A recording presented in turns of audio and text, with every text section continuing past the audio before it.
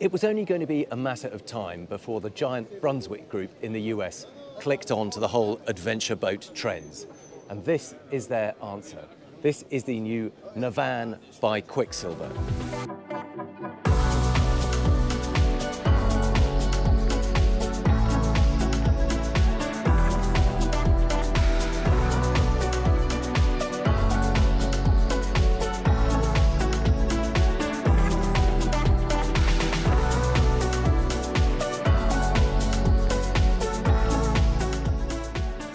So there are two models. There is the S30 Open, which is this one here. And if I whiz round to this side of the stand, you can see the C30 cabin boat literally on the other side of the stand right there. So just the two models. They both come with either single or twin outboard power. But let's go and take a look at the Open model first. Now you can see they are twin-step hull designs, relatively deep V, hull windows, and this quite striking. It's actually a reverse angle bow. So we've seen vertical ones before, but if you notice this, it actually reverses back and then comes back out this way. So it'd be really interesting to see how that handles in a sea. There are some nice big chines there to keep the water away, so shouldn't affect how it drives, but it does look very, very striking, particularly with that contrasting black wheelhouse. But let's go and take a look at the Open model first.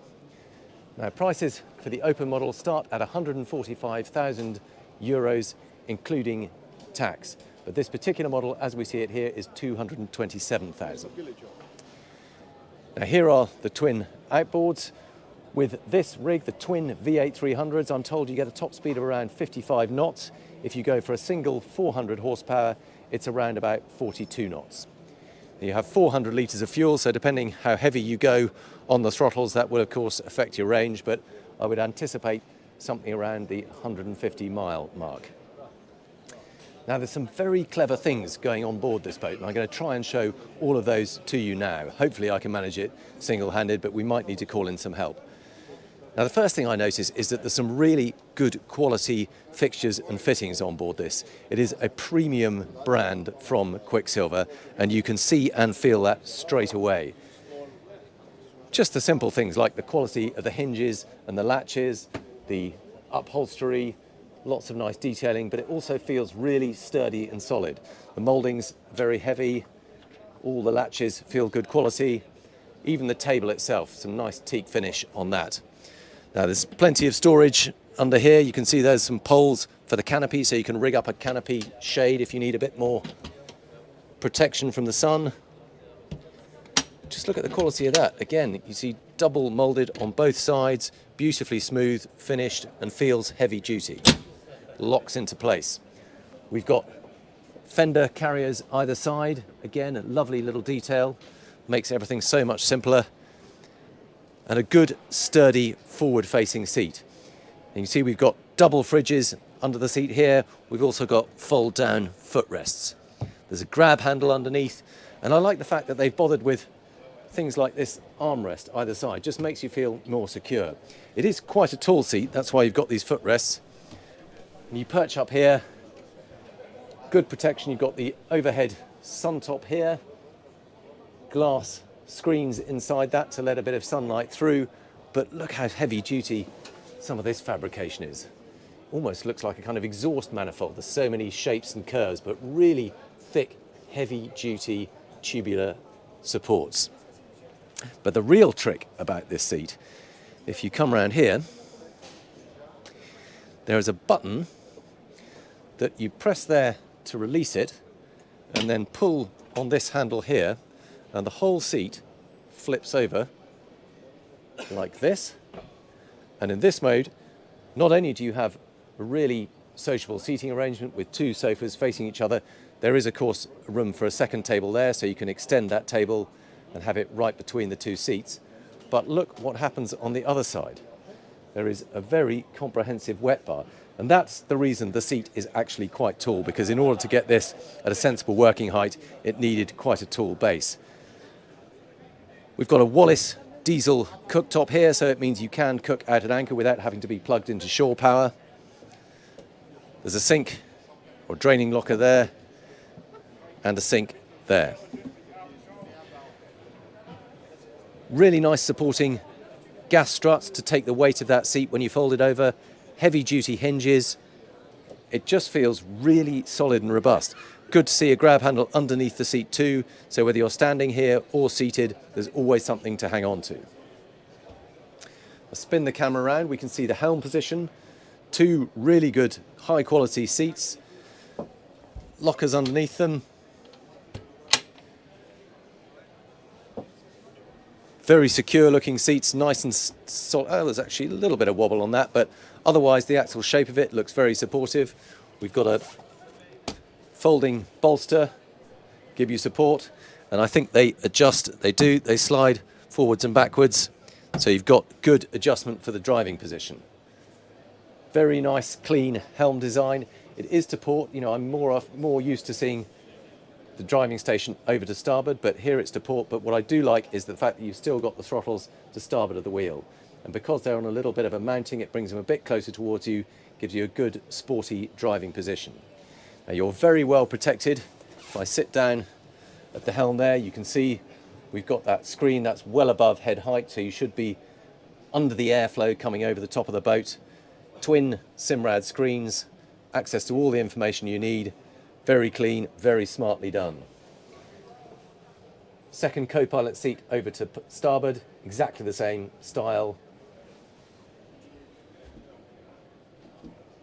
Couple of cup holders all the way around, nice little armrest there. Again, good detailing for a relatively simple boat. Full walk around decks. We've got some kind of soft touch decking on here. Not exactly sure who makes that, but it feels really nice and soft and warm underfoot. We've got tilting backrests on the sun pads here. So it looks like it's a sort of ratchet mechanism, and then when you get to the top, fold it up and put it all the way flat again. Like the fact we've got a step, a sort of bowsprit style that you can step over. There's an anchor locker underneath that. There we go, springs up, there is the windlass, and you can see the anchor runs out beneath that. Walk back down this side, there's those unusual shaped glass top sort of inserts in the hard top. And then if we drop down into the cabin itself, sliding door giving access to the cabin. Nothing too special about that, but again, nicely finished. It's got a kind of smoked matte effect that means it lets light in but gives you a bit of privacy too. And actually a very smart cabin down below. This is a lot chicer than I was expecting of a sort of 30-foot style walk around boat. There's good headroom on the bed. I can sit here, my hair not touching the roof. Lovely long hull windows on either side. Some nice detailing with this strip LED lights under there, a couple of reading lights up in the bow, and good detailing overhead too. Inset lights, soft pads. It's much, much higher quality than I was expecting, if I'm honest. There's a bit of a side unit over here, just storage for kit. Yet another fridge under the bed there, so you can keep your champagne cool. And crucially, a separate heads compartment. Admittedly, this is relatively tight, certainly on headroom. You can't stand in here, but you can sit on the loo. There is a pull-out shower over here,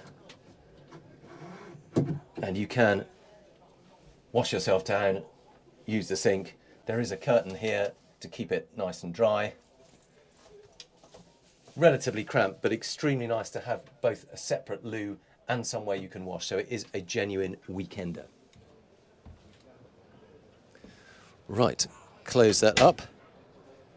Now I thought what I would do is whiz you over to the C30 cabin boat and see very quickly how they compare, but on first sight I've been really impressed by this. It is much higher quality and classier finish than I was expecting. But let's run straight across to the cabin boat and I'll just show you how that differs. initially looks very similar. The starting price for this is 158,000 euros. This particular model with the twin 300 horsepower V8s, 283,000 euros. But that does include tax. Note the big water sports bar there.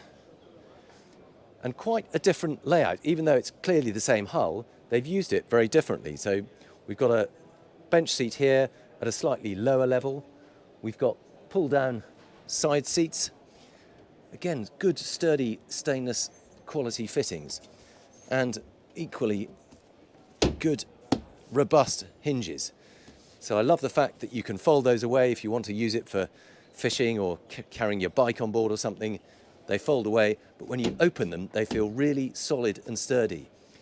A lot of times with these folding seats, you put them down and they all feel a little bit flimsy. This does not. They feel heavy duty. Still got a wet bar, but this time they've got it as a permanent fixture behind the wheelhouse. And this is another feature I like a lot. This is the screen for the wheelhouse, so it is fully enclosed. You can shut the whole thing up. Just push that down and those lock into place. But often on these boats, it just feels really hot on a sunny day. So the fact that you can lift up that rear screen, lock that into place up there, and the whole thing feels much more open and much better ventilated. Diesel Wallace hob here too, so again, you don't need to be plugged in to use it. Like the fact that there's a grab handle there, exactly where you need it when you're moving along the side decks. We've also got grab handles all the way along the roof here. Really smart the way they've gone for a dark gel coat up here, white gel coat down here, just provides a bit of separation and interest. Big sliding door, so this is the starboard one. This is the larger of the two doors, but it's a really good big opening. And I mentioned earlier, these wheelhouse style boats can feel very hot and stuffy in the full sun, and being able to open that door there and leave it open with that aft window too gives a really good flow of air through the boat. I think that's very sensibly done. It's the best of both worlds. Now that door feels pretty robust. Again, that can be a weak spot on some boats. They often rattle around, but that feels pretty good and heavy duty. Don't know if I can lift that up, slide it closed. Yeah, there might be a little bit of movement there, but overall the actual quality of that moulding feels good and solid too. Slides back there and then locks into place, keep it where it is. Bench across the stern there, fold out table, and that is of course because the backrest on this helm seat swings over. Not sure if I can do that one-handed. It looks like there might be a release mechanism, but you get the idea that that backrest swings over and then you've got a sociable dinette all within the wheelhouse. Love the fact that this wheelhouse roof has big sections of glass in. Help it feel nice and open. You don't really get the effect inside, but that would feel really nice and light and airy. And that section there slides back manually, just like that. I like the fact that actually they've gone for manual there. Again, it just keeps it simple and reliable. Also feels very nicely smooth running too, so it's pretty effortless to do. Helm is much like on the open boat, exactly the same fascia, exactly the same layout. Twin seat here, footrest underneath. And then because this is a secure wheelhouse, there's no need to have a separate cabin door on this, so it just has a pull-back curtain and the interior exactly the same down below.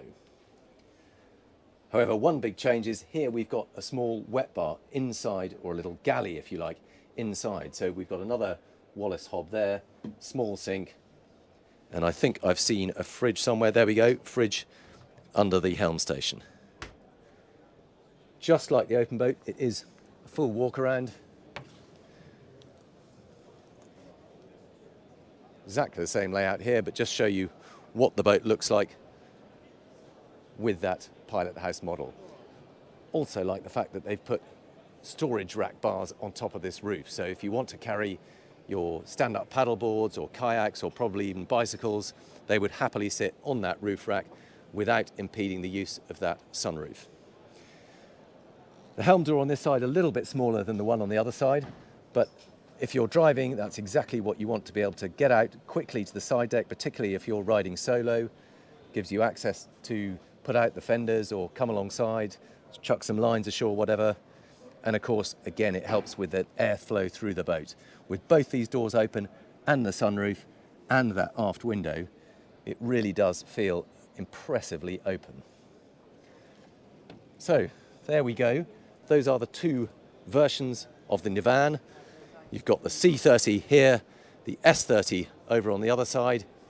You pays your money, you takes your choice, but personally, I've been really impressed. There's a lot of Axopar style adventure boats around now, and I thought this just might be one too many, but I'm going to eat my words on that. I'm impressed both by the thinking behind it, the originality of some of the ideas, and above all, by the quality of the boats themselves. I hope you've enjoyed this tour. My name is Hugo Andreae. You're watching Motorboat and Yachting. Thank you so much for your time.